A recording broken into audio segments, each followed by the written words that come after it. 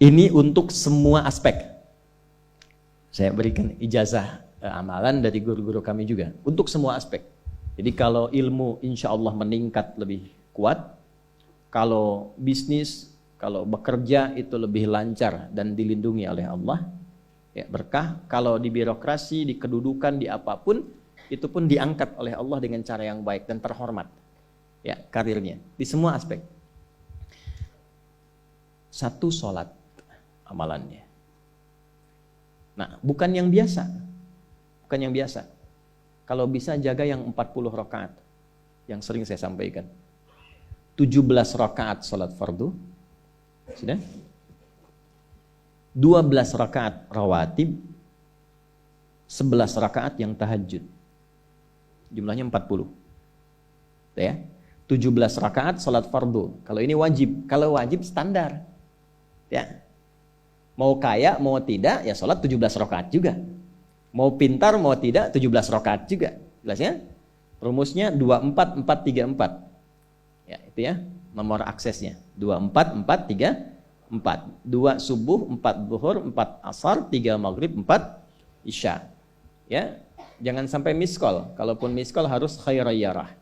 Ya kan? Bukan syarrayyarah. Baik, pasti yang miskol muadzin. Allahu akbar, khairayyarah.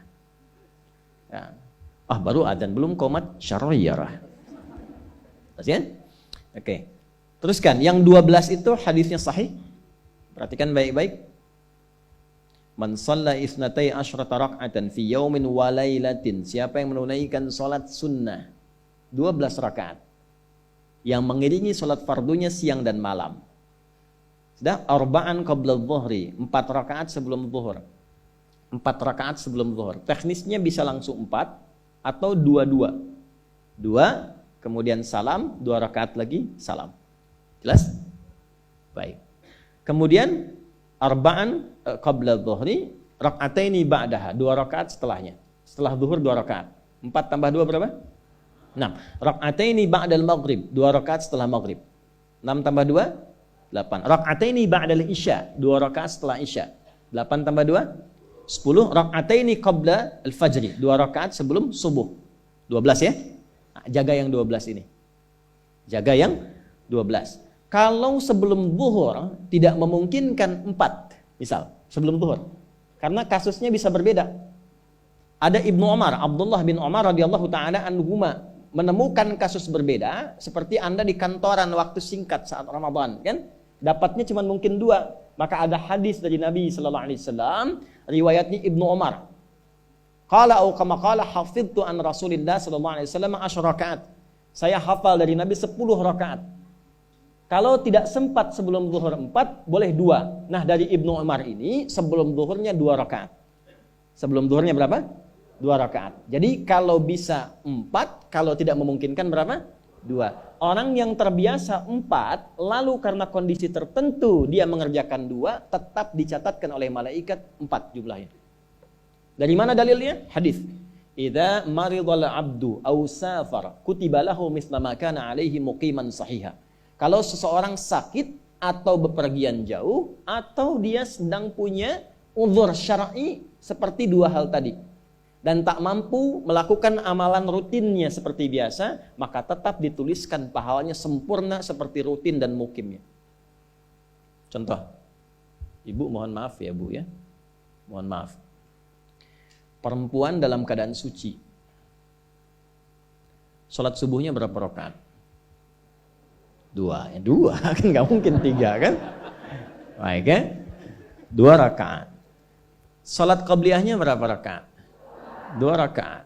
Baik. Setelah itu baca Quran nggak? Alhamdulillah. Misal 1 halaman, kan? Misal. Ibu kerjakan saat suci. Saat sedang tidak suci, masa haid tiba, sholat tidak? Tidak. Baca Quran tidak? Nah, kalau punya kebiasaan sholat, baca Quran, dan tiba masa haidnya, itu pahalanya tetap dituliskan sesuai kebiasaannya. Harus tahu itu. Makanya manfaatkan, karena kalau sudah tiba masa monofos, sama.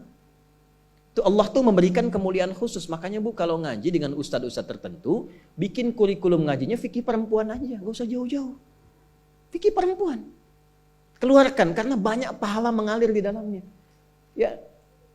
Dan kadang-kadang saya suka bingung kalau bahas fikih rumah tangga itu kenapa yang tegang-tegang gitu. Sekarang fikih parenting sekarang tuh kayaknya menegangkan antara surga neraka aja tuh. Tanggung jawab suami, hati-hati dengan istri. Padahal Qur'annya mengatakan rumah tangga itu penuh dengan permainan yang menyenangkan. Yang ada banyak candanya. Gitu. Coba keluarkan tuh hadis-hadis itu ya. Ibu tahu salah satu istri Nabi ada namanya Sayyidah Saudah binti Zam'ah. Itu sepuh, Bu. Usianya sekitar 70 tahunan ke atas. Dan beliau, Nabi SAW bangunkan rumahnya, itu kamarnya di samping Sayyidah Aisyah, dekat situ, dekat Raudah. Sepuhnya luar biasa, hobinya bikin makanan, masak. Satu kali ketika beliau sedang ngolah tepung, Nabi pulang, pas kemudian bagiannya Sayyidah Saudah binti Zam'ah datang sedang ngolah tepung, atau dalam riwayat atau kama hadas, itu dicolek tepungnya, bermain, bercanda, dicolekkan di keningnya, di kening istrinya. Itu sudah sepuh. Dicolekkan, masih bercanda, masih tertawa. Kalau bahasa kita masih panggil sayang gitu. Ini kapan kakek nenek masih bilang sayang dan canda. Ini penuh dengan demikian ya. Ini yang mau saya kembalikan deh, ya nilai-nilai tadi. Jadi kembali ke sini, Bapak Ibu sekalian, kembali ke sini. Ya urutkan lagi, kita agak cepat masuk ke dalam pembagiannya. Detil pada pembahasan ini, satu salat 40 rakaat. Sudah? Yang fardu sudah dalilnya. Yang rawatib sudah, terakhir yang 11 rakaat yang salat malam. Ya, 11 rakaat yang salat malam. Nah, ini 11 rakaat ini bisa warming up dulu 2 rakaat tanpa baca surat Al-Fatihah saja. Di Allahu Akbar langsung Al-Fatihah, tidak pakai iftitah, tidak pakai surat selain Al-Fatihah. Allahu Akbar, ya, a'udzubillahi minasyaitonirrajim. Bismillahirrahmanirrahim. Alhamdulillahirabbil alamin sampai waladhdallin, selesai amin langsung rukuk. 2 rakaat. Seperti itu namanya khafifatain. 2 salat ringan, warming up untuk persiapan supaya hatinya itu bisa khusyuk, badannya bisa agak anget sebelum memulai tahajud. Barulah kemudian tunaikan 2 rakaat setelah itu, 2 rakaat setelah itu, 2 rakaat setelah itu, ujungnya tutup dengan 1. Ya, itu riwayatnya ada dalam riwayat Abu Daud, nomor hadis 1367 dari Ibnu Abbas radhiyallahu taala anhuma. Ya, juga disampaikan dalam riwayat Ibnu Umar radhiyallahu taala anhuma ketika beliau mengatakan dari Nabi sallallahu alaihi wasallam, "Shalatul laili mathna mathna, fa idza khasya ahadakumul fajra falyutir rak'atan wahidah." Kalau pengen mulai tahajud 2 rakaat dulu. Sampai merasa enak. Dan tolong ingat ya, tolong enggak usah panjang-panjang dulu suratnya. Untuk berlatih 11, mulai dengan 2 dulu. Kalau belum sempat 11, 2 dulu. 2 rakaat aja, tolong mohon jangan paksa tambah 2 rakaat. Itu pun bangunnya jangan terlalu malam. Jangan terlalu awal malam. Subuh jam berapa sekarang? Terjadi perbedaan pendapat. Oke, 4.25 lah ya. Misal 4.21, 4.20 lah. Pas ya. Misal kita ambil tengah-tengah 4.20. Sudah, bangun 4 kurang seperempat. Jam 4 kurang seperempat. Karena hadisnya mengatakan ada persiapan sebelum wudu. Ya. Karena Nabi sallallahu alaihi wasallam adalah kebiasaan Nabi sallallahu alaihi wasallam idza staiqadha min naumihi, kalau bangun dari tidurnya fajalasa, duduk dulu. Duduk. Wa masaha biyadihi min athari naumi, kemudian menghapus bekas ngantuknya. Ya, menghapus jejak ngantuk dengan bagian tangan yang bersih. Itu kan butuh waktu. Ya. 4.15 bangun. Duduk dulu, atur alarm. Ya, alarm mungkin ya 3.15, 3.30, ya, kemudian jam 4 terakhir. Alarm pertama untuk mematikan alarm kedua siap-siap alarm ketiga sadar. Ya, kan begitu kan? Ya. Ya begitu, itu rumusnya. Nanti kalau sudah ayat tahajud masuk Al-Isra nanti saya jelaskan. Itu ada isyaratnya di Quran. Bukan isyarat alarm ya, tapi isyarat perjuangan kita untuk bangun. Jadi 4 kurang 15 itu adalah persiapan supaya jam 4 bisa wudu. Ya, begitu jam 4, thumma dhahaba ila shinin mu'allaqah, pergi ke tempat kemudian berwudu, tempat tertutup, wudu, selesai, balik lagi, kan 4.20 adzan kan? Misalnya 4.10 mulai sholat. Kalau 2 rakaat kan enggak lama-lama. 5 menit witirnya, 1 menit, 3 menitnya istighfar, nunggu subuh. Ya, bacanya jangan tinggi-tinggi. Al-Falaq, An-Nas, witirnya Al-Ikhlas. Besoknya Anda sudah bosan 4 rakaat. Ad-duha, al-insyirah, al-falaq, an-nas, al-ikhlas. Besoknya terus sampai bosan tambah 6 rakaat sampai konsisten 11. Jelas? Mulai dengan seperti itu, 11 tambah 12, kan berapa? 23 tambah 17, 40. Tolong jaga ini, selama hidup tunaikan aja. Kalau tidak percaya, silahkan coba, nanti lihat apa perubahan yang terjadi dalam kehidupan. Demi Allah saya katakan silahkan coba. Yang kedua Al-Quran. Yang kedua apa? Al-Quran. Kan ada 3 tadi ya? 1, salat. Kedua, Al-Quran. Jangan lewatkan 1 hari tanpa baca Al-Quran. Walaupun hanya 1 ayat. Walaupun hanya 1 ayat. Walaupun keterlaluan sih 1 ayat itu. Ya. Alif Lam Mim. Dah. Pesan Ustaz kan 1 ayat. Nun. Dah. Oke. 1 halaman. Nah, biasanya begini, semakin banyak dibaca, semakin terjadi perubahan yang berbeda. Kalau ingin nguji begini, hari ini baca 1 halaman, besok baca 2 halaman.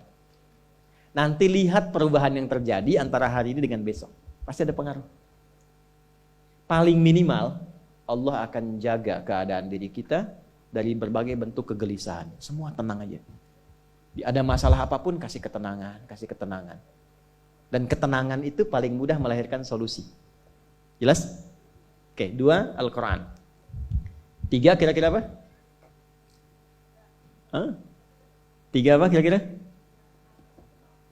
3, jaga wudhu. Gak pakai jaga wudhu. 1, sholat. 2, Al-Quran. 3 apa? Jaga wudhu. Apa dampak psikologisnya jaga wudhu?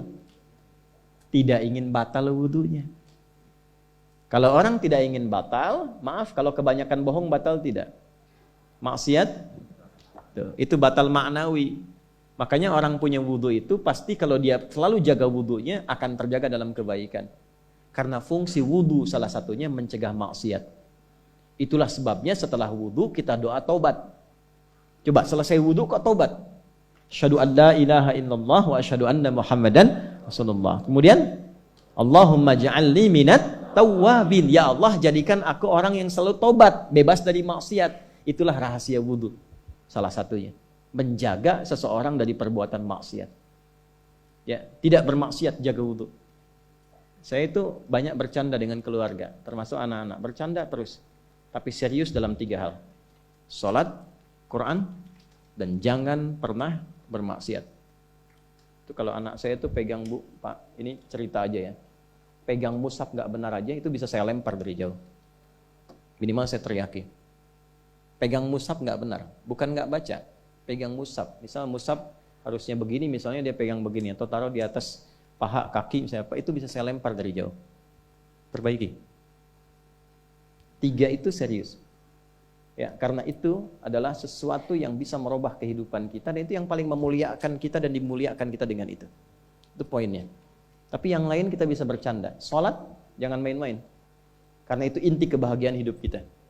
Dan maksiat, itu yang paling fatal mengantarkan pada, kehidupan akhirat yang buruk. Neraka itu kan karena maksiat. Nah, 3 itu ya, tolong jaga, nanti lihat perbedaannya.